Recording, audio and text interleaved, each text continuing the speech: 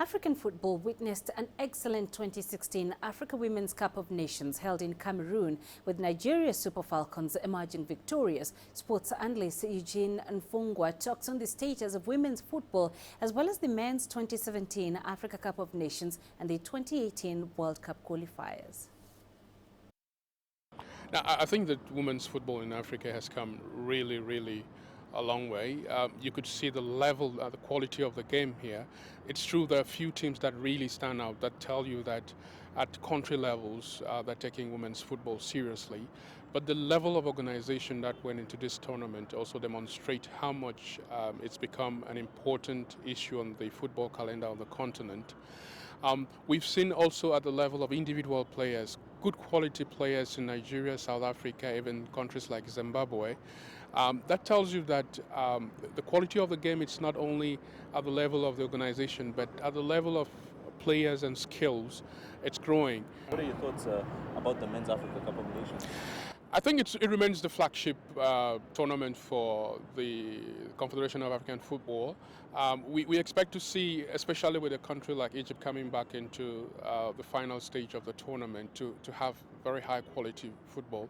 It's happening at the backdrop of a very high quality Women's Africa Cup of Nations. So people are going to be trying to see how close the women have come, and so there'll be more demand for better quality football in that tournament. Gabon is hosting again. They put up a fairly good show the last time they hosted with Equatorial Guinea. Now they're hosting alone, and I'm sure they're going to want to do everything to have a very good game next year.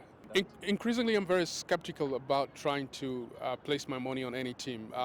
It's African football, and that's what's beautiful about it, has become so unpredictable that the excitement of who surprises. Now it's really about who's going to surprise us next, rather than the old guard. Finally, looking ahead beyond the Africa Cup of Nations, there's also World Cup Qualifiers coming up. Nigeria might not be in the Africa Cup of Nations, but they will be there still in World Cup qualifying. How do you see it panning out? What's the state there?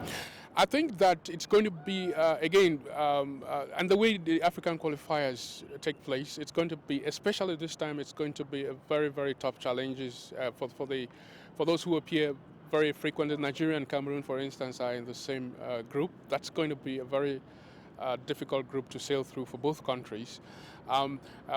Again, like I say, we're going to be surprised by who finally gets qualified for the tournament, especially because these teams, especially Nigeria, that didn't make the AFCON in next year, is going to try to use the World Cup to stay in the news and stay on the calendar throughout the near future. Obviously, African football fans are starved of that World Cup, World Cup glory. Maybe what needs to happen in the future for us to finally see maybe an African team go beyond where we've seen in the past to the quarterfinals, maybe go further than that? I think we need to take our football more seriously. There's been a lot of politicking in football management across the continent. Whichever federation you look at, there's some high level of politicking, a lot of state involvement. I think we should give the talent a chance. And usually in that politicking, the talent is left aside. Let's give the talent a chance.